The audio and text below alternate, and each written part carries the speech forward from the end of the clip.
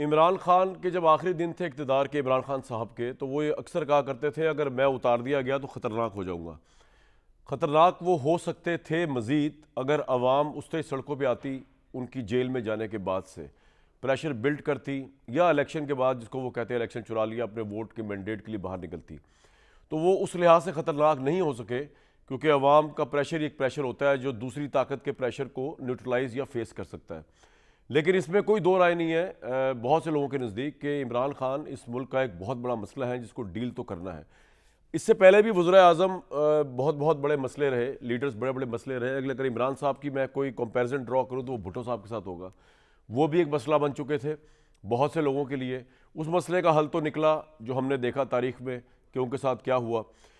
इमरान खान का जो मसला है उसको किस तरह डील किया जाए, ये सबसे अहम सवाल है क्योंकि पूरी सियासत जो है वो और हमारा मीडिया और सियासत इसके इर्द गिर्द घूमती रहती है। एक पर्सपेक्टिव ये है कि ये मीडिया ने हाइप दी हुई है इमरान खान साहब को।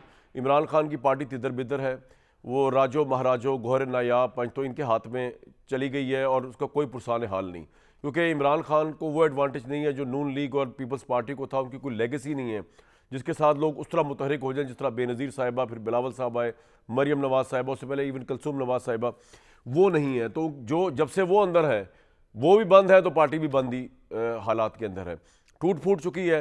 एक ग्रुप निकला जो नेशनल डायलॉग कमेटी बन गई हुई है, उसको आज हुकूमत ताने दे रही है कि भाई आपके तो अपने पास मैंडेट नहीं है। तो आपकी बातें तो बड़ी अच्छी हैं कि सीनियर जो असीरान है पीटीआई के खातून हैं जो जेल के अंदर, उनको छोड़ दिया जाए। हमारी यास्मीन राशिद साहिबा जो हैं या जो वहाँ शाह महमूद कुरैशी साहब हैं, वो पॉलिटिकल डायलॉग, क्योंकि वो इमरान खान को समझते भी हैं, इमरान खान उनकी बात समझेंगे भी। और बाकी तो ये राजे वगैरह जो है, ये तो राजा साहब वगैरह जो है, ये तो बड़े नए लोग हैं, इमरान खान का इन पर कोई इन्फ्लुएंस नहीं है। लेकिन प्रॉब्लम ये है कि हुकूमत की सीरियसनेस इस लिहाज से देख लें कि उन्होंने उनको ही आज तारिक फजल साहब आज प्रेस टॉक कर रहे थे, वो कह रहे थे जनाब national dialogue committee Fawad Chaudhry साहब वगैरह जो हमारे भाई हैं उनके तो अपने पास मैंडेट नहीं, उनकी अपनी पार्टी और इमरान खान का उनको कॉन्फिडेंस हासिल नहीं है। लेकिन उससे बड़ा सवाल ये है कि शाह महमूद को भी आप छोड़ दें, यास्मीन साहबा को भी छोड़ दें, इमरान खान के ऊपर तो मेरा ख्याल है दुनिया में इमरान के अलावा किसी का इन्फ्लुएंस ही नहीं है। And the only exception is Bushra Bibi. तो ये लोग क्या कर लेंगे जाके। एक पर्सपेक्टिव ये है कि इमरान खान के बगैर भी मुल्क चल रहा है, हम जंगें भी जीत रहे हैं, हमारी इकॉनमी भी बेहतर हो रही है, हमारी रिपोर्टें भी अच्छी आ रही हैं, हमारा दुनिया में तकरीम और जो है वो भी इज़्ज़त भी बढ़ रही है, इजाफा हो रहा है। तो फिर इमरान खान इस दो इशू, ये तो पीटीआई का इशू है या मीडिया का इशू है। दूसरा ये, जब मैं कल तहरीक तहफ़्फ़ुज़ आइन वालों को सुन रहा था, शाहिद खाका लबाई साहब को, वो कह रहे थे कि जी मुल्क नहीं चल रहा, मुल्क बंद हो चुका है, इकॉनमी नहीं चल रही, इन्वेस्टर नहीं आ रहा, अरबों की करोड़ों कोई इन्वेस्टमेंट नहीं हो रही, इस तरह नहीं चलेगा। वो उनका इशारा सारा यही था कि एक डायलॉग किया जाए, तहरीक साहब को ऑन बोर्ड लिया जाए। और आज पीटीआई के जो अरकान थे वो डीजीआईएसपीआर की प्रेस टॉक का जवाब देते हुए यही कुछ फरमा रहे थे।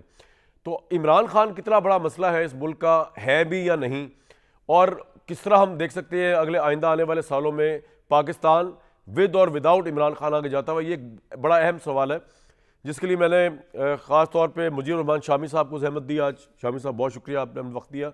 आमिर इलियास राना साहब, फैसल चौधरी साहब और राना एहसान अफजल साहब जो कोऑर्डिनेटर हैं प्राइम मिनिस्टर के। सर सबसे पहले सुलमान अकबर साहब की प्रेस टॉक सुन लें ज़रा सी, उन्होंने क्या जवाब दिया डीजीआईएसपीआर साहब को। सुलमान जी। खान साहब के हवाले से ये कहना कि ये दहशतगर्दी के सहूलतकार हैं, बहुत ही अफसोसनाक बात है। कोई बेवकूफ़ होगा जो दहशतगर्दी का हमदर्द हो। हम ये कहते हैं आओ हमारे साथ बैठो। पीटीआई इस वक्त वो बड़ी जमात है जो अवाम को और इदारों को इकट्ठा कर सकती है। हम कहते हैं खान साहब से मुलाकात कराओ, उनकी राय लो। किसी भी हवाले से अगर मुज़ाकरात होने हैं दहशतगर्दी के हवाले से, तो इमरान खान को बाहर रख कर ये मुमकिन नहीं है। और दहशतगर्दी के खात्मे के लिए तमाम पॉलिसी में वफाकी हुकूमत, सूबाई हुकूमत नहीं, सूबाई असम्बली को एतमाद में लेकर फैसले करे। वो पार्टी जो कि पूरी पाकिस्तान की एक यूनिटी की अलामत है, उस पार्टी को आप क्रश कर रहे हैं। किसी सूरत में हम नहीं चाहते कि हमारे इदारे मुतनाज़ हो। शामी साहब, दो मसले हैं यहाँ पे, एक सियासी और एक नेशनल सिक्योरिटी का, जिसपे पाकिस्तान की इस्टेब्लिशमेंट और इमरान खान दो डिफरेंट पोल्स पे खड़े हुए। सियासी तौर पे तो ऑब्वियसली एक जो जंग जारी है दोनों के दरमियान, उसके अंदर ये है कि अगर इमरान खान बाहर आ जाएँ तो इस सारा सिस्टम जो है शायद लिपट जाए। वो जितनी भी कमिटमेंट्स करके बाहर आए, उनकी ज़ुबान, वो कभी भी यू टर्न ले सकते हैं, वो कभी भी कुछ भी कर सकते हैं। इसलिए इस्टेब्लिशमेंट तो मुतहरिक ही नहीं उनके साथ कोई डील करने में, क्योंकि इस्टेब्लिशमेंट समझती है कि मुल्क बड़ा मुस्तहकम जा रहा है, इमरान जिस तरह अंदर है। दूसरा सर रीज़न दहशतगर्दी का है। अगर इमरान खान का कॉन्फ्लिक्ट ना भी हो 9 मई पे इस्टेब्लिशमेंट के साथ, दहशतगर्दी के इशू पे जो इस्टेब्लिशमेंट समझती है जिनको दहशतगर्द, उनको इमरान खान दहशतगर्द नहीं समझते। जिनको नीस्तो नाबूद करने के लिए इस्टेब्लिशमेंट आगे बढ़ बढ़ के मिलिट्री ऑपरेशंस कर रही है, उससे इमरान खान डायलॉग करना चाहते हैं। ये दो इशूज ऐसे हैं जिसमें लगता नहीं कि इमरान और अभी कुछ अरसे के लिए बाहर निकल पाएंगे। इमरान खान बहुत बड़ा मसला है इस मुल्क का, या आप समझते हैं नहीं रेलिवेंट हो गए कुछ अरसे के लिए एटलीस्ट? कामरान शाह साहब बहुत शुक्रिया। देखिए, इमरान खान जो है एक बड़ा मसला तो है इस मुल्क का, बल्कि इस वक्त तो सबसे बड़ा मसला है। अच्छा। देखिए, उनकी एक पॉपुलर सपोर्ट मौजूद है। ठीक है, मैं ये नहीं कहता कि उनके पास वीटो है, बिल्कुल सही, क्योंकि दूसरों के पास भी वोट है। दूसरों के पास भी वोट है।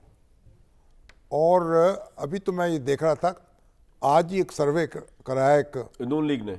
नून लीग, वो नहीं, इसमें एक निजी यूनिवर्सिटी है उसने, अच्छा, उसका एक रिसर्च एंड एनालिटिक्स जिसमें नून लीग आगे नजर आ रही है, जिसमें नून लीग आगे नजर आ रही है उसमें उन्होंने बताया है जी कि 36% जो है ना इस वक्त सपोर्ट जो है वो पीटीआई की है और 33% मुस्लिम लीग नून की है।